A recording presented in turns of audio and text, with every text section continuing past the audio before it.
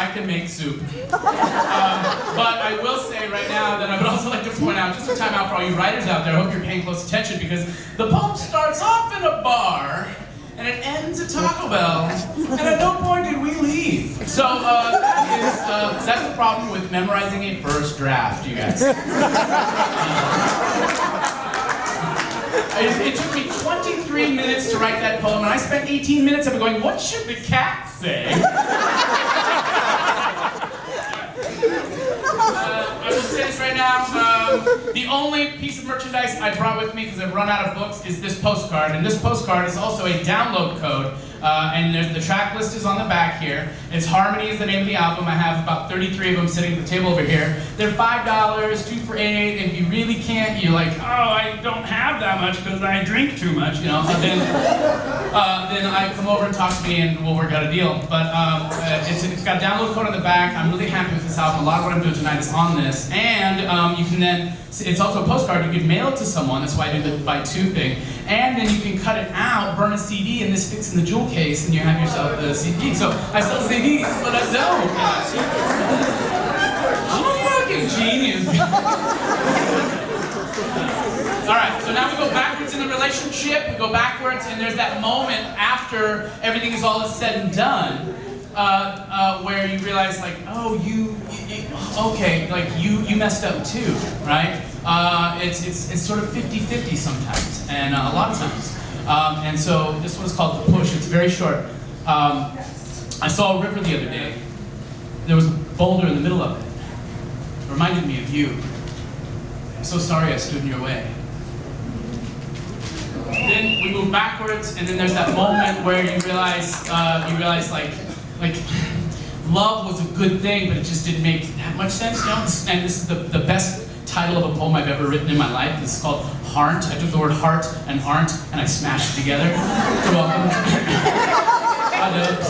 What does?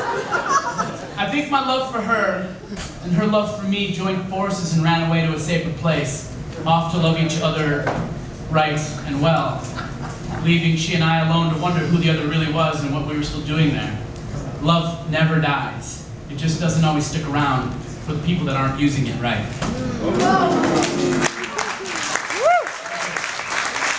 Now, for me, immediately after the breakup, we move backwards, and it's like fresh after the breakup, and there's that moment of just sinking yourself into your work or whatever. And at this point, the most I ever sunk myself into, especially at a really lonely time after breakup, was I loved working graveyard. I've been told that in 1500s England, they buried people prematurely due to a comatose state caused by drinking alcohol from lead and pewter cups. To eradicate these awful mistakes and to prevent many wrongful deaths, they hired men to sit in cemeteries with lanterns and shovels to listen for ringing bells. These bells were tied to twine, and the twine was run underground to the wrist of the deceased. If the person awoke inside their coffin and scrambled for escape, their bell would sound 6 feet above, and the diggers would start digging. Hence, those buried alive were saved by the bell, and the diggers' work became known as the first graveyard shift.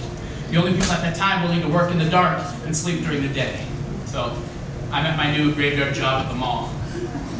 I stock toys for the kiddies at Christmas time. I work in the dark like Quasimodo because they would never hire me for a daylight position. I guess I just don't appeal to the regular shoppers. And I definitely don't appeal to the kind of people that stop by our store after spending a few grand at Nordstrom. Come see the big hairy guy. Come on, come down to the mall, see for yourself this big giant elf. I cannot dance for $1 and I will not give up my dreams for a job. I work in the dark to enjoy the sun. I plan my life during my 10-minute breaks while the nocturnal animals play in the empty parking garage amongst littered shopping bags, receipts, and price tags. As the world sleeps, dreaming of designer clothes, bottled water, and Beverly Hills lifestyle, I debate with myself whether or not I have time to suck down one more cigarette. And if you can see the blue in this collar, then you know that I have learned quite well just how to differentiate between the daywalkers and those that roam the night. I prefer the light of the moon over your basic fluorescent office pitch. The kind of light that assumes a distrust between you and your boss. The kind of light that peeks into and around every corner. Those are the lights the stores and malls use to scare away the shoplifters. And those lights they shut off when the graveyard shift punches in. They know that something's going to be missing in the morning, so what's the fucking point? The graveyard shift is creative, taking what is never rightfully theirs, but obviously no one else's either. There's something so missing when the day crew takes over in the morning that the customers can smell it under the hot lights of omniscience. It is the creativity born with night walkers. It is how much the day hates the night. You'll never see a pigeon hanging out with an owl. And you'll never see Beverly Hills handing her phone number as she leaves the mall with her bags of, hey, look at me, while I enter the mall in an air of, hey, look at me. We're all the same, Beverly. Only you look really hot in your outfit.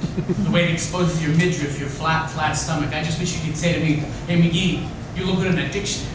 The way it exposes your ideals and manipulations, your faults and your ambitions, but we seem to take two different escalators to get to the same place in life. I'm kind of like banished royalty, and you're upper class white trash. Day and night, but never make love. They can only tease each other in foreplay they call twilight. And the only things I regret at 3 in the morning as I solve the world's problems and chain smoke outside the mall is that I have no bell to ring, and rainbows never come out at night. Thank you.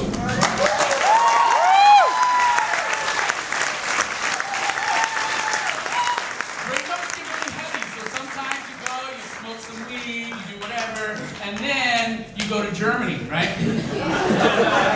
So I'm in Germany on tour a few months ago, and there's this is just a little ginger in between the slices of sushi. So I'm in Germany, and one of my German buddies, we're at a show, and they cater everything. It's always meats, cheeses, breads, beers, sodas, what have you. And here's a little German, lesson for you right now. Processed meats, like what we think of as like bolognas and sausages and things like that, are called Wurst, right? Everyone pretty much knows the word Wurst, like bratwurst, bloodwurst. Then there is cheese. And cheese is Käse, all right? Everybody say it with me.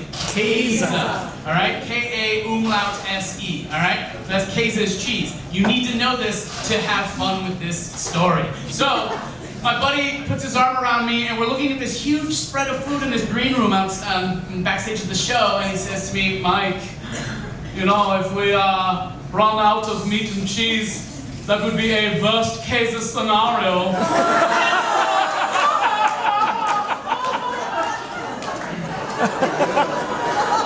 So we move back in the relationship, and we get to that point where you realize like you're breaking up and you're wondering if there's a way to save it, you know. Every day, I rewrite her name across my chest so that those who wish to break my heart will know who to answer to later. She has no idea that I've taught my tongue how to make pennies, and every time our mouths were to meet, I would have slipped a coin to the back of her throat and made a wish, because I wish that someday my head on her belly might look like home, like doubt to doubt resuscitation, because time is supposed to mean more than skin. She doesn't know that I taught my arms to close around her clocks so that we can both withstand the fallout from her honor. She is so explosive that volcanoes watch her and learn. Terrorists want to strap her to their chest because she's a cause worth dying for.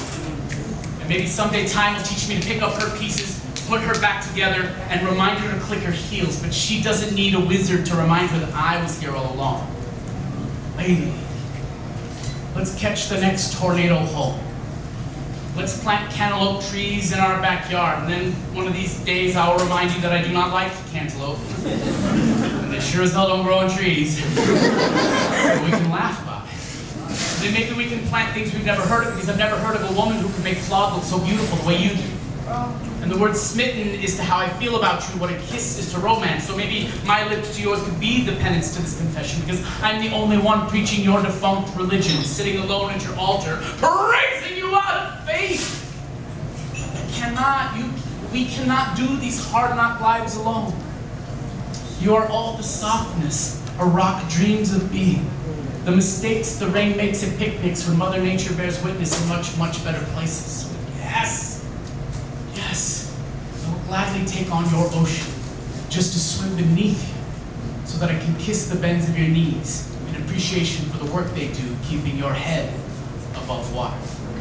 Thank you.